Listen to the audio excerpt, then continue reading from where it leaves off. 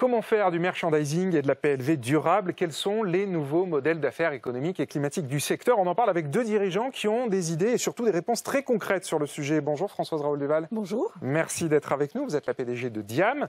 Diam, c'est une société qui fait du merchandising pour les marques de luxe et de beauté. Et avec vous, Loïc Schoutoten, bonjour. Bonjour Thomas. Merci d'être avec nous. Vous êtes le dirigeant de LVH, spécialiste de la PLV. PLV, je rappelle, c'est la publicité sur le lieu de vente. Françoise Raoul-Duval, à vous l'honneur. Je commence avec vous. Très concrètement, on est là pour parler de la bascule des modèles d'affaires climatiques, comme on dit. Expliquez-nous concrètement en quoi ça consiste dans votre entreprise. Alors, avant de parler de la bascule des modèles d'affaires, c'est important de raconter tous les progrès qu'on essaie de faire avant de changer le modèle. Parce qu'il y a beaucoup de choses à faire avant de changer le modèle. Alors, ça consiste en quoi? Alors, sur le social et sur le climat, je traite toujours les deux en même temps. C'est important parce que pour moi, on n'avance pas si on ne traite pas le S avec le E. Important, j'y reviendrai si ça vous intéresse.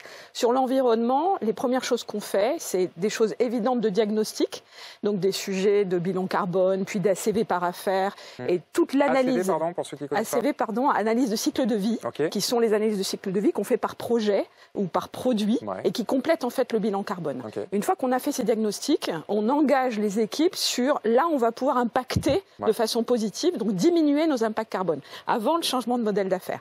Et les diminutions des impacts sont très importants. Avant même d'aller plus loin, on a fait, nous, aujourd'hui, par exemple, moins 40% de diminution d'impact carbone sur tout le groupe Diam entre 2019 et 2024, alors qu'on a eu une croissance de plus de 25%. Et ça, en travaillant moins 40 sur les trois scopes? Sur les trois scopes, absolument. Sachant que le scope 1 et 2 chez nous est assez faible, c'est 2% du sujet, mais il est important parce que c'est l'exemple qu'on donne. Donc investissement, etc. Mais surtout sur le scope 3, ce qu'on fait pour nos clients, c'est la partie la plus importante. Et j'y reviendrai. Et ensuite seulement, on parle de changement de modèle d'affaires où on va aller beaucoup plus sur l'économie circulaire, avec des sujets de recyclage importants, ou sur l'économie servicielle. Intéressant. On va développer tous ces points, bien sûr, mais je pose la même question à vous, Loïc. Qu'est-ce que vous avez enclenché comme transformation? En tout cas, comment est-ce que vous améliorez l'existant chez vous, chez LVH? Donc nous, LVH, on est concepteur-fabricant de PLV en sur-mesure, principalement en carton. Donc le carton, c'est une matière qui est recyclée, recyclable. 7 fois, elle peut être recyclée 7 fois. Et donc, au départ, il est bon. Exactement, la base est bonne. Donc, on a développé l'éco-conception, on l'a chevillée au corps. Cette éco-conception, avec la CEC, ça nous a beaucoup remis en cause. Tous les deux, Convention des entreprises pour le climat. Tout à fait. On vient de la terminer, la CEC. Donc, elle nous a bousculé, elle nous a chamboulé. Mais nous, notre modèle d'affaires, on a décidé de le faire évoluer au fur et à mesure. Et c'est le métier d'aujourd'hui, le métier actuel, qui financera le métier de demain. Le métier de demain, on doit y réfléchir. Il doit être contributif, il doit être régénératif. Notre objectif aujourd'hui, c'est de faire évoluer notre métier actuel vers le contributif. Les termes, vous les... Oui, tout à fait. Donc, et donc là, dans l'existant, comment est-ce que vous faites du contributif, justement? Eh bien, éco-conception, gestion des déchets. Nous, on est une industrie, donc on produit. Donc l'objectif, c'est réduire les déchets, mieux valoriser notre produit, avoir une économie circulaire. Ça fait déjà beaucoup de choses à faire. Et donc les modèles de demain, maintenant, on y passe, vous parliez de circularité, de serviciel. Parce qu'effectivement, quand on pense merchandising, enfin en tout cas moi qui ne connais pas, on pense à quelque chose d'éphémère ou de jetable. Est-ce qu'on peut rendre ça durable ou circulaire? Alors d'abord sur le merchandising, vous avez plusieurs catégories de merchandising. Vous avez le permanent et vous avez l'éphémère. Les deux sont utiles, en tous les cas pour nos clients, dans le luxe et la beauté, les deux sont utiles. Sur la partie permanent, c'est accompagner des magasins à exister et à présenter des produits, aussi simple que ça. Et sur la partie éphémère, ça accompagne des campagnes. Je crois que Loïc va être plus sur l'éphémère et nous plus sur le permanent pour des questions de modèle, pas pour des questions de raison d'être. Nous, quand on est plus sur le permanent, il nous arrive aussi de faire de l'éphémère pour un certain nombre de marques, notamment quand c'est très créatif, mais les deux existent. Donc l'évolution des modèles d'affaires, comme Loïc, on a participé à la Convention des entreprises pour le climat, on était dans la session numéro 1 en 2022, et on a appris cette partie-là, c'est-à-dire que la première partie qui est de réduire nos impacts, elle est plutôt liée à du travail d'ingénieur sur les matériaux, sur la lumière, sur les réductions très techniques qui peuvent accompagner nos clients. Et nos clients nous aident énormément à évoluer là-dessus parce qu'ils en ont besoin. Et la deuxième partie, c'est un peu plus intelligent. Ah, ça parle à nos clients. Ils sont intéressés. Alors, ils sont très intéressés. Alors, nous, on a beaucoup de chance parce que dans le sujet du luxe et de la beauté, ils poussent énormément. Par exemple, on s'est engagé sur Science Based Target en 2019 et aujourd'hui, 85% de nos clients sont engagés sur SBTI. Donc, c'est important parce qu'on leur apporte une décarbonation et du coup, on n'est pas juste un acteur de merchandising, mais on est aussi un acteur qui aide à décarboner. Et pour revenir sur le changement de modèle d'affaires, ce qu'on a appris à la CEC ensemble, donc la Convention des entreprises pour le climat, c'est comment passer au contributif puis au régénératif. Alors, c'est difficile quand on est une industrie parce que le régénératif, nous, on l'a trouvé des pistes sur le bois. Parce qu'on utilise beaucoup de bois dans nos fabrications, mais sur le reste qui n'est pas du bois, c'est pas si simple. Mais en tous les cas, on explore. Et en explorant le régénératif, on a trouvé des pistes beaucoup plus intéressantes sur le circulaire. Et notamment, nous, on fait revenir pas mal de PLV des magasins vers nos usines pour ensuite broyer et reproduire. Donc là, il y a des cas extraordinaires qu'on fait avec L'Oréal, par exemple, ou avec Chanel. Et c'est vraiment très satisfaisant de voir qu'on réutilise ce qui a été fait pour le faire autrement. Et puis les modèles serviciels, je crois que tu travailles aussi là-dessus, Loïc. Tout à fait. Serviciel, donc c'est à l'usage. Oui. Et ça, pareil, ça convient à vos clients parce que c'est un gros changement aussi pour eux, plutôt que d'acheter et d'être propriétaire, de passer à... C'est un objectif, en fait.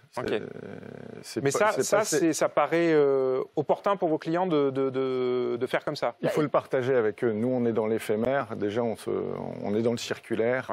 On travaille sur la seconde vie de nos PLV. On fait de la PLV en carton, mais aussi qui est installée, désinstallée, qui sert plusieurs fois. Donc, on augmente le cycle de vie de la PLV éphémère. Sur le serviciel, de toute façon, c'est un axe de développement. La CSC nous l'a montré, c'est une évidence. Mais c'est allier le produit au service et ça sera en collaboration, en co-construction avec nos clients et nos partenaires. Et ça, le serviciel, par exemple, c'est la robustesse. C'est-à-dire qu'on travaille avec quelques clients sur comment faire en sorte que le matériel permanent dure plus longtemps. Si on laisse ce qu'on appelle, nous, des gondoles ou des backwalls ou des éléments dans un magasin pour porter les produits, si on les laisse plutôt 8 ans que 5 ans, eh ben, c'est positif, on les change moins. C'est jamais nous qui décidons, c'est nos clients. Mais on peut aider à la robustesse, on peut aider à la maintenance. On appelle ça excellence opérationnelle, où on a des interventions dans plusieurs pays aujourd'hui, sur les 20 pays où on agit beaucoup, pour aider sur cette configuration-là. C'est plus compliqué, c'est une toute petite partie du chiffre d'affaires, mais on commence à y travailler. D'accord, très intéressant. L'obsolescence, quelque part. C'est de ça dont on parle. Une question qui me venait à l'esprit aussi en vous écoutant et en préparant cette émission, c'est que vous êtes présent physiquement, concrètement, sur les points de vente. Donc vos clients sont en contact des consommateurs. Est-ce que quelque part, puisque donc là on parle d'un monde aux ressources finies, on parle de vouloir sortir d'une croissance volumique, est-ce que votre opportunité aussi, c'est de faire passer des messages aux consommateurs et de les inciter à être raisonnables et à moins consommer? Est-ce que c'est un dialogue en tout cas que vous avez avec vos clients? Alors nous, c'est un dialogue qu'on a avec nos clients. C'est d'abord nos clients qui décident. Jamais on va se mettre à la place des grandes maisons. C'est elles qui décident et on est un partenaire, mais c'est elles qui décident. Mais elles nous demandent souvent de participer à ça. Alors vous avez deux types de marques. Vous avez les grandes maisons qui préfèrent faire bien mais ne pas trop en parler parce qu'elles ont d'autres axes de communication, en tous les cas sur la partie PLV. Et puis vous avez des marques qui vont avoir envie de communiquer directement sur un éco-design, comme tu disais tout à l'heure, un éco-design de gondole chez nous ou de backwall, un éco-design de magasin. Et à ce moment-là, on va contribuer en donnant les impacts, en disant voilà. Ça nous arrive aussi, nous, on a une petite activité de packaging de niche, de communiquer là-dessus sur certains écrins qu'on peut faire sur des grandes maisons qui ont moins 40% d'impact carbone et ce genre de choses. Et oui, même dans le luxe, les maisons, je crois, considèrent que ça a un impact sur le consommateur, et notamment sur les jeunes générations, et en tous les cas, nous, on y participe. Et vous, LVH? Parce que, enfin, vous êtes aussi présent dans la grande distrib, enfin, vous touchez beaucoup de monde. Là aussi, est-ce que c'est des discussions que vous avez avec vos clients ou pas? Pas forcément aujourd'hui. L'objectif, c'est de les avoir. On travaille aussi également avec des agences qui les ont, et donc on est en support des agences pour travailler et avancer avec les marques. En tous les cas, ce qu'on se disait avec Loïc, c'est que quand le client a envie d'en parler, très souvent, en fait, ça nous fait gagner du chiffre d'affaires et gagner des parts. Parce que le fait de développer ça par rapport à d'autres entreprises qui ne le font pas, c'est aussi une création de valeur. Moi, je ne m'en cache pas. On le fait pour le bien, on le fait pour la planète, pour les gens, pour les employés avec qui on bosse, parce qu'ils sont aussi très motivés par ça et très fédérés sur les sujets d'éco-design. Mais on le fait aussi parce que ça permet de gagner des affaires. Non, c'est bien pour ça qu'on parle d'un modèle d'affaires climatique. Il y a les deux. Je voulais dire aussi, nous, on est une PME. une petite PME, 50 personnes. On se pose des questions. Une PME de 20 ans quand même, donc voilà, qui résiste bien. Tout à fait, qui résiste, qui se développe et qui avance, basée à Calais. Oui, tout à fait. On se posait la question dans l'éco-conception, comment l'expliquer, mieux l'expliquer et le faire vivre à nos clients. On a créé, impulsé par les réflexions lors de la CEC, on a créé des journées éco-conception. Donc on a invité plusieurs clients, parfois concurrents, chez nous, pour avancer et pour discuter sur ces sujets d'éco-conception, de réduction d'emballage, de réduction de taille de PLV, tout en maintenant le discours et l'effet waouh de la PLV et l'aspect communicant. Donc on a beau être petit, on sait parler et on peut se développer vis-à-vis des clients multinationaux. Ce sera le mot de la fin. Merci infiniment à tous les deux pour vos conseils très concrets, vos partages d'expérience. Françoise Raoult-Duval chez Diam et Loïc Schutteten chez LVH. On accueille maintenant Antoine Poincaré pour son journal du climat.